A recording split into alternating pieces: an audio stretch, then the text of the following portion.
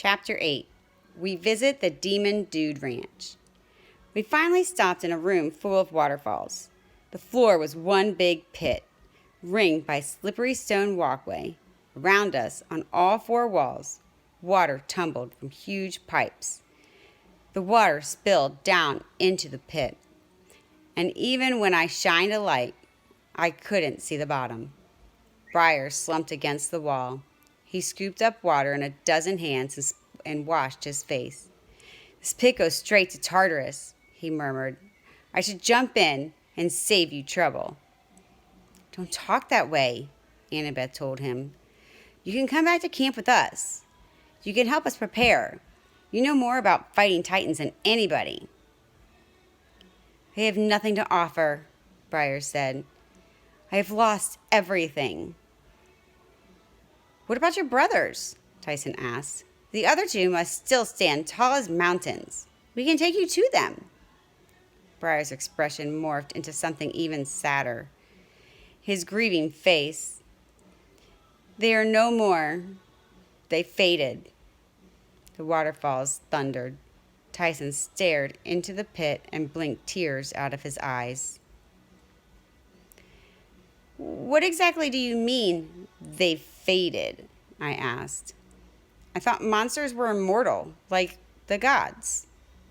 "Percy," Grover said weakly, "even immortality has limits. Sometimes monsters get forgotten, and they lose their will to stay immortal." Looking at Grover's face, I wondered if he was thinking of Pan. I remembered something Medusa had told us once, how her sisters, the other two Gorgons, had passed on and left her alone. Then, last year, Apollo said something about the old god Helios disappearing and leaving him with the duties of the sun god. I never thought about it too much, but now, looking at Briar's, I realized how terrible it would be to be so old, thousands and thousands of years old, and totally alone. "I must go," Briar said. "Cronus' army will invade camp," Tyson said. "We need help." Briars hung his head. "I cannot, Cyclops." "You are strong." "Not anymore." Briars rose. "Hey!" I grabbed one of his arms and pulled him aside, where the roar of water would hide our words. "Briars, we need you. In case you haven't noticed, Tyson believes in you. He risked his life for you." I told him about everything Luke's invasion plan, the labyrinth entrance at camp, Dialysis workshop, Cronus' golden coffin. Briars just shook his head. "I cannot, demigod. I do not have a finger gun to win this game." To prove his point, he made 100 finger guns. "Maybe that's why monsters fade," I said. "Maybe it's not about what the mortals believe. Maybe it's because you give up on yourself." His pure brown eyes regarded me. His face morphed into an expression I recognized: shame. Then he turned and trudged off down the corridor until he was lost in the shadows. Tyson sobbed. "It's okay," Grover hesitated, patting his shoulder, which must have taken all his courage. Tyson sneezed. "It's not okay, goat boy. He was my hero." I wanted to make him feel better, but I wasn't sure what to say. Finally, Annabeth stood and shouldered her backpack. "Come on, guys. This pit is making me nervous. Let's find a better place to camp for tonight." We settled in the corridor made of huge marble blocks. It looked like it could have been part of the Greek tomb with bronze torch holders fastened to the walls. It had to be an older part of the maze, and Annabeth decided this was a good sign. "We must be close to Dialysis workshop," she said. "Get some rest, everybody. We'll keep going in the morning." "How do we know when it's morning?" Grover asked. Just rest, she insisted. Grover didn't need to be told twice. He pulled a heap of straw out of his backpack, ate some of it, made a pillow out of the rest, and was snoring in no time. Tyson took longer getting to sleep. He tinkered with some metal scraps from his building kit for a while, but whatever he was making, he wasn't happy with.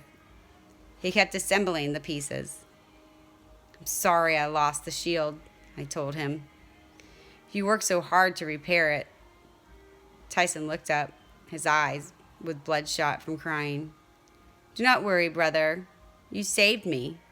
You wouldn't have had to if Briars had helped. He was just scared, I said. I'm sure he'll get over it. He is not strong, Tyson said. He is not important anymore. He heaved a big, sad sigh, then closed his eye. The metal pieces fell out of his hand, still unassembled, and Tyson began to snore. I tried to fall asleep myself, but I couldn't. Something about getting chased by a large dragon lady with poisoned swords made it really hard to relax. I picked up my bedroll and dragged it over to where Annabeth was sitting, keeping watch. I sat down next to her. You should go sleep, she said. Can't. You doing all right? Sure.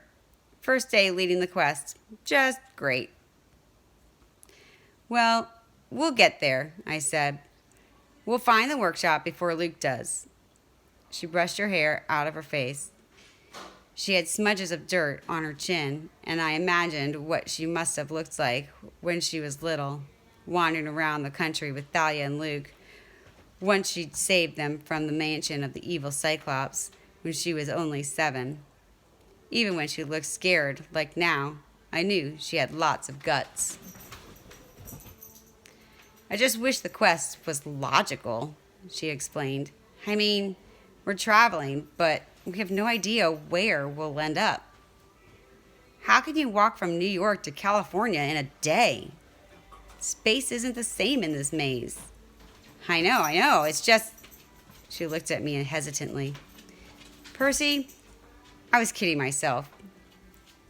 All that planning and reading, I don't have a clue where we're going. You're doing great. Besides, we never know where we're going or doing. It always works out. Remember Circe's Island?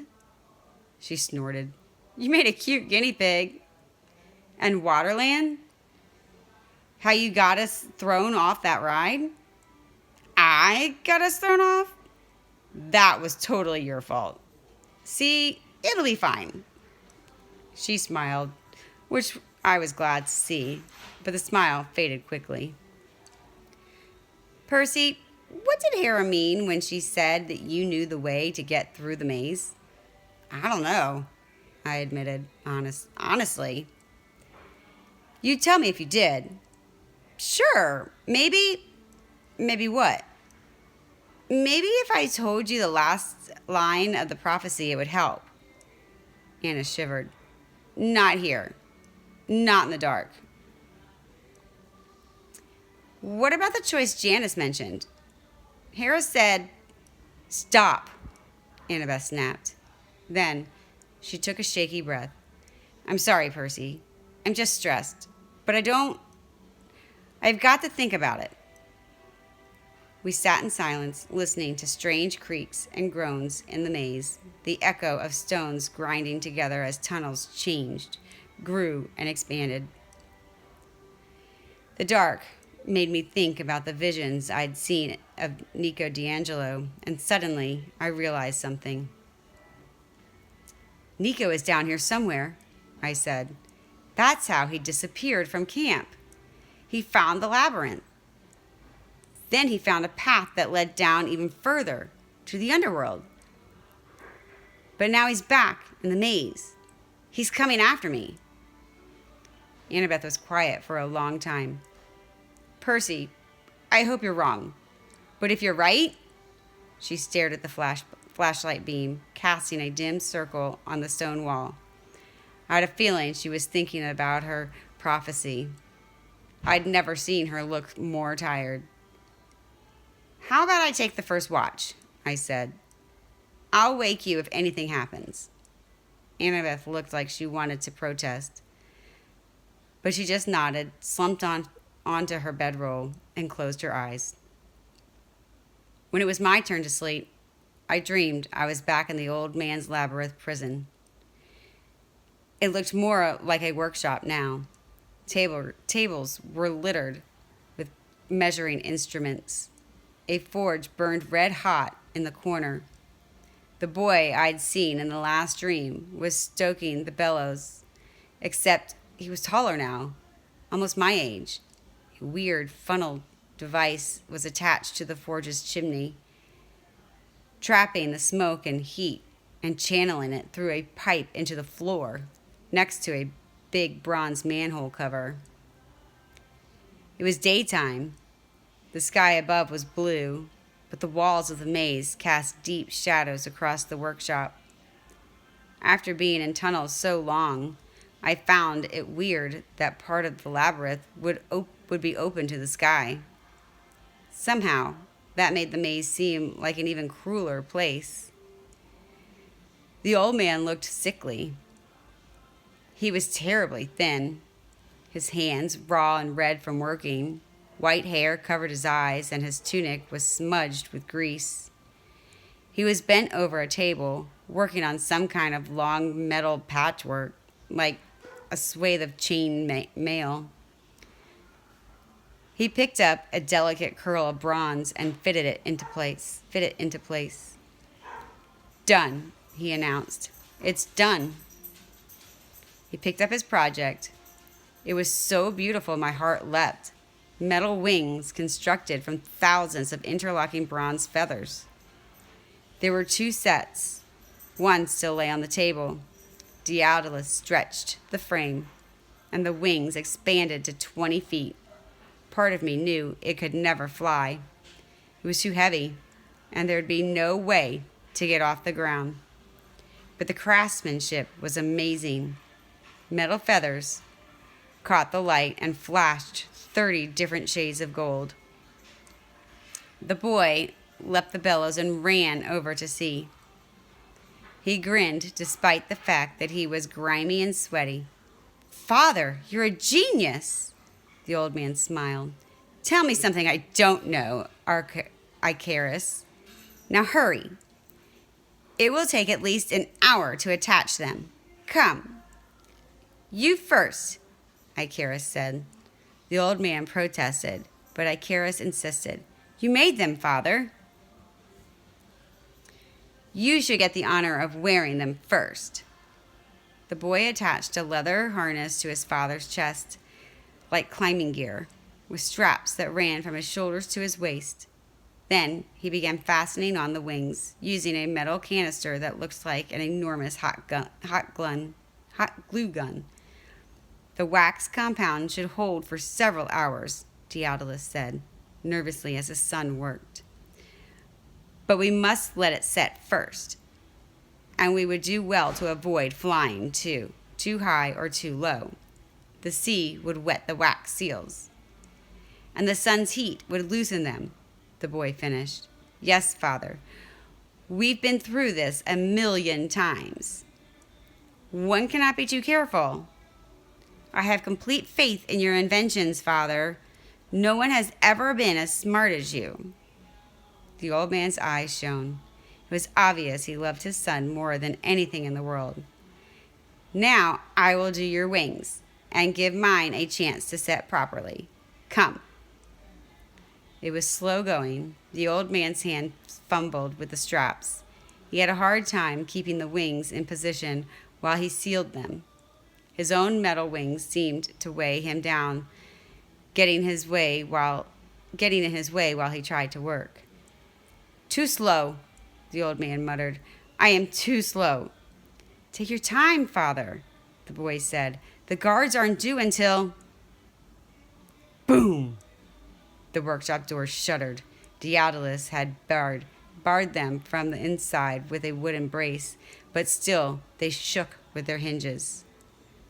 "Hurry!" Icarus said. Boom, boom! Something heavy was slamming into the doors. The brace held, but the crack appeared in the left door. Daedalus worked furiously. A drop of hot wax spilled onto Icarius' shoulder. The boy winced but did not cry out. When his left wing was sealed to the straps, Daedalus began working on the right. "We must have more time," Daedalus murmured. "They are too early. We need more time for the seal to hold." "It'll be fine," Icarius said, as his father finished the right wing. "Help me with the manhole."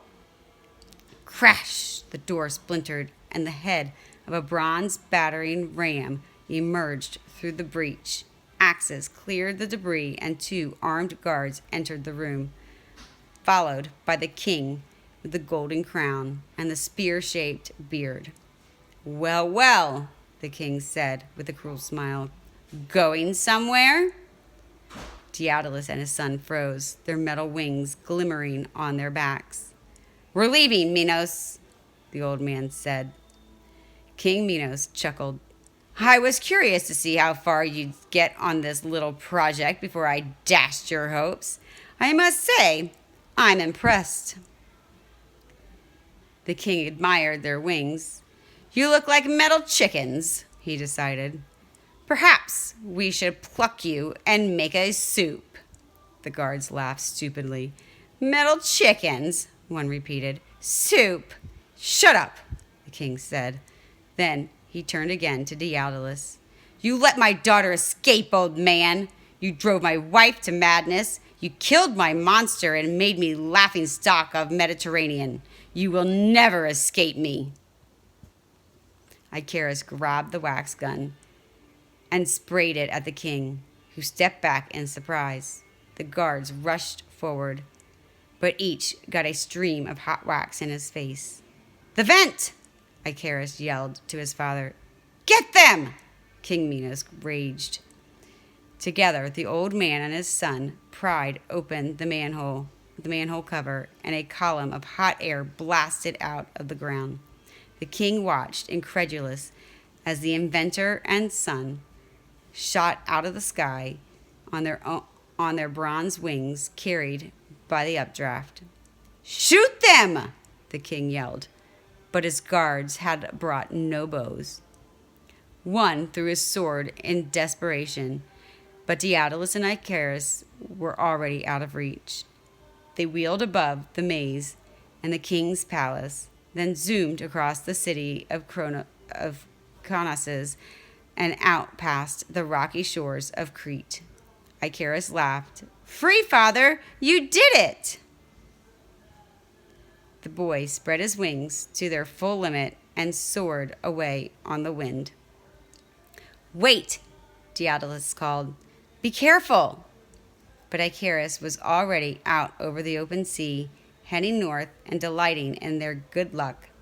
He soared up and scared an eagle out of its flight path, then plummeted toward the sea like he was born to fly, pulling out of a nosedive at the last second. His sandals skimmed the waves. "Stop that!" Daedalus called, but the wind carried his voice away. His son was drunk on his own freedom. The old man struggled to catch up, gliding clumsily after his son. They were miles from Crete, over deep sea, when Icarus looked back and saw his father's worried expression. Icarus smiled. "Don't worry, father. You're a genius. I trust your handiwork." The first metal feather shook loose from his wings and fluttered away. Then another. Icarus wobbled in midair. Suddenly, he was shedding bronze feathers, which twirled away from him like a flock of frightening birds. "Icarus!" his father cried. "Glide! Extend the wings! Stay as still as possible!" But Icarus flapped his arms, desperately trying to reassert control. The left wing went first, ripping away from the straps. "Father!" Icarus cried. and then he fell, the wings stripped away until he was just a boy in a climbing harness and a white tunic, his arms extended in a useless attempt to glide. I woke with a start, feeling like I was falling. The corridor was dark. In the constant moaning of the labyrinth, I thought I could hear the anguished cry of Daedalus calling his son's name as Icarus, his only joy, plummeted toward the sea 300 feet below. There was no morning in the maze, but once everyone woke up and had a fabulous breakfast of granola bars and juice boxes, we kept traveling. I didn't mention my dream. Something about it had really freaked me out, and I didn't think the others needed to know that. The old stone tunnels changed to dirt with cedar beams, like gold mines or something. Annabeth started getting agitated. "This isn't right," she said. "It should still be stone." We came to a cave where stalactites hung low from the ceiling. In the center of the dirt floor was a rectangular pit, like a grave. Grover shivered. "Smells like the underworld in here." Then I saw something glinting at the edge of the pit, a foil wrapper. I shined my flashlight into the hole and saw a half-chewed cheeseburger floating in brown carbonated muck. "Nico," I said. "He was summoning the dead again." Tyson whimpered. "Ghosts were here? I don't like ghosts." "We've got to find him. I don't know why, but standing at the edge of that pit gave me a sense of urgency. Nico was close. I could feel it. I couldn't let him wander around down here, alone, except for the dead. I started to run. "Percy!" Annabeth called. I ducked into a tunnel and saw light up ahead. By the time Annabeth, Tyson, and Grover caught up with me, I was staring at daylight streaming through a set of bars above my head. We were under a steel grate made out of metal pipes. I could see trees and blue sky. Where are we? I wondered. Then a shadow fell across the grate and a cow stared down at me.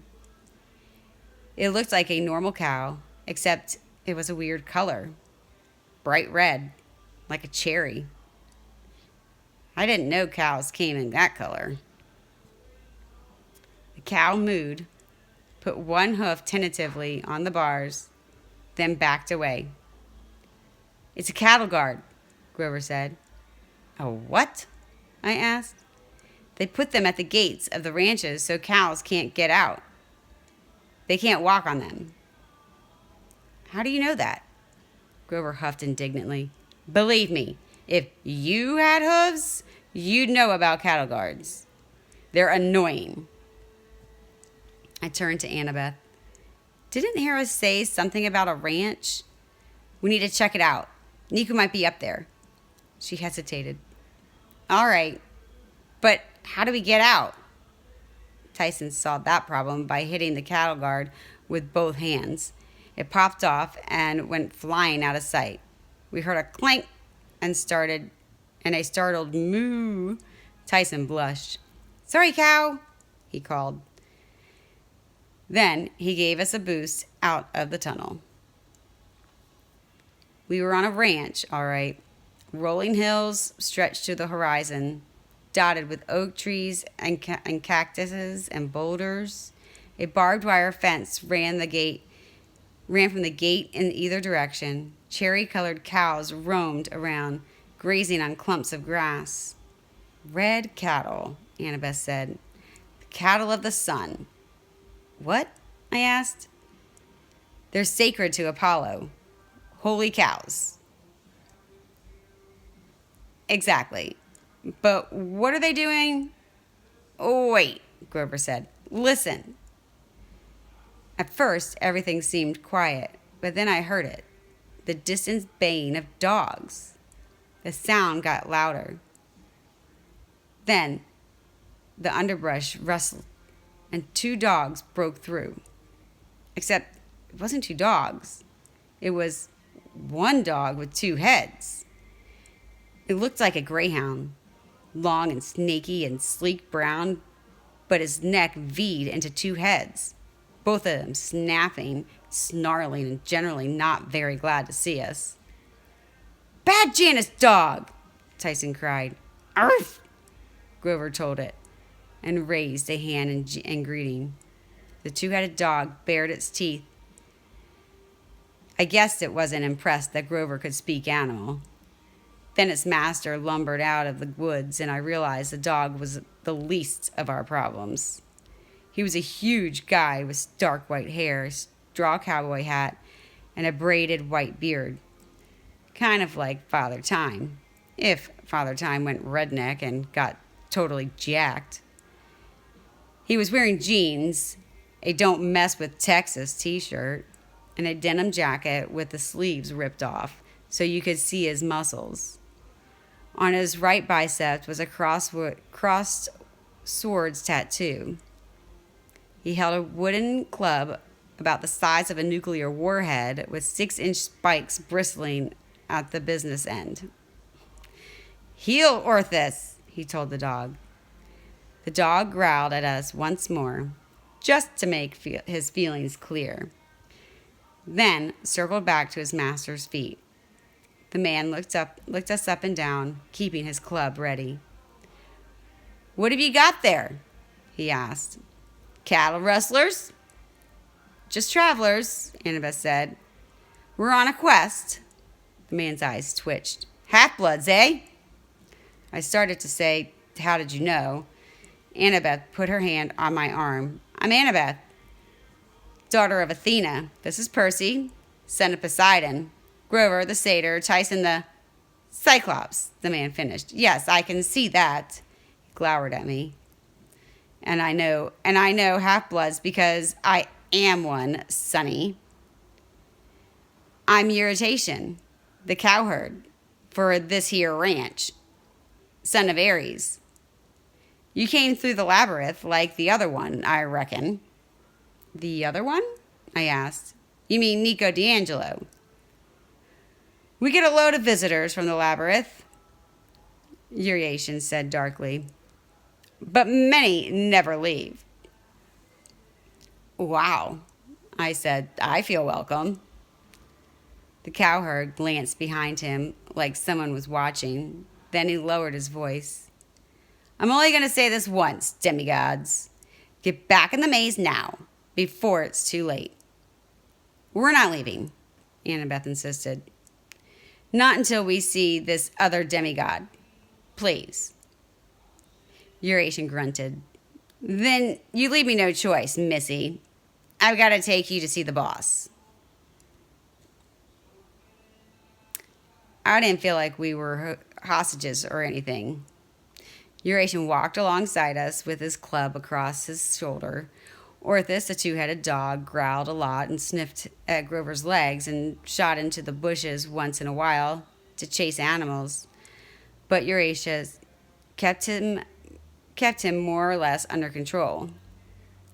We walked down a dirt path that seemed to go on forever.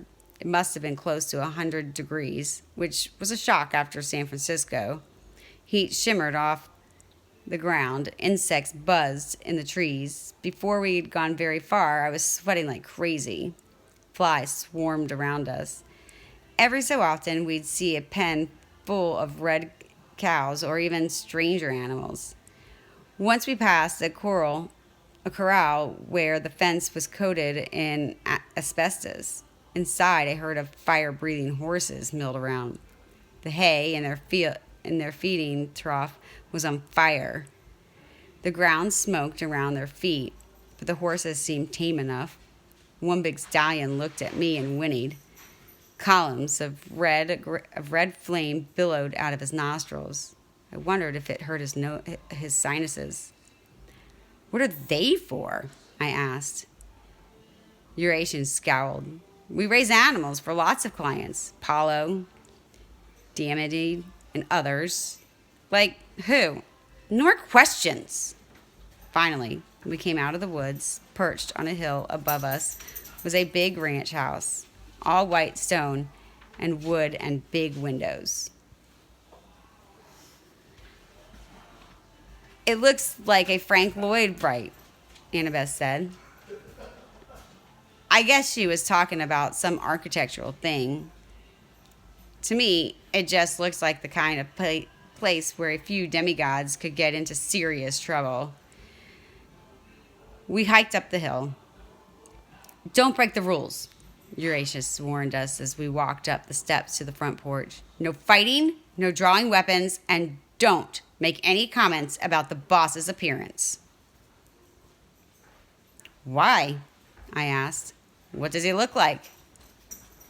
Before Eurasian could reply, a new voice said, Welcome to the Triple G Ranch.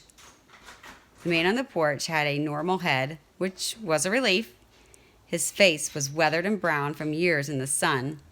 He had slick black hair and black pencil mustache like villains have in old movies. He smiled at us, but the smile wasn't friendly. More amused, like, oh boy, more people to torture. I didn't ponder that very long, though, because then I noticed his body, or bodies. He had 3 of them. Now, you'd think I would have gotten used to weird anatomy after Janus and Briars, but this guy was 3 complete people. His neck connected to the middle chest like normal. But he had 2 more chests, one to either side, connected at the shoulders, with few inches between. His left arm grew out of his left chest, and the same on his right. So he had 2 arms, but 4 armpits, if that makes any sense. The chests all connected into one enormous torso, with 2 regular but very beefy legs. And he wore the most oversized pair of Levi's I'd ever seen. His chests each wore a different color Western shirt, green, yellow, red, like a stoplight. I wonder how he dressed the middle chest, since it had no arms. The cowherd, Eurasian, nudged me. Say hello to Mr. Giron. Hi, I said. Nice chest. Ranch. Nice ranch you have.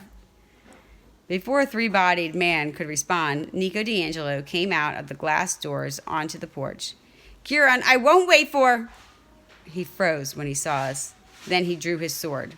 The blade was just like I'd seen in my dream. Short, sharp, and dark as midnight. Giron snarled when he saw it. Put that away, Mr. D'Angelo. I ain't gonna have my guests killing each other.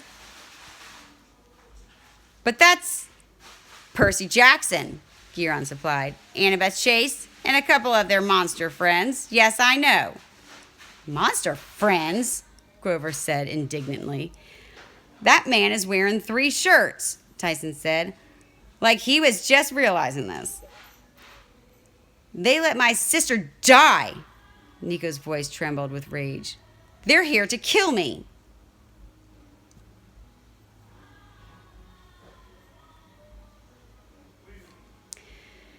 Nico, we're not here to kill you.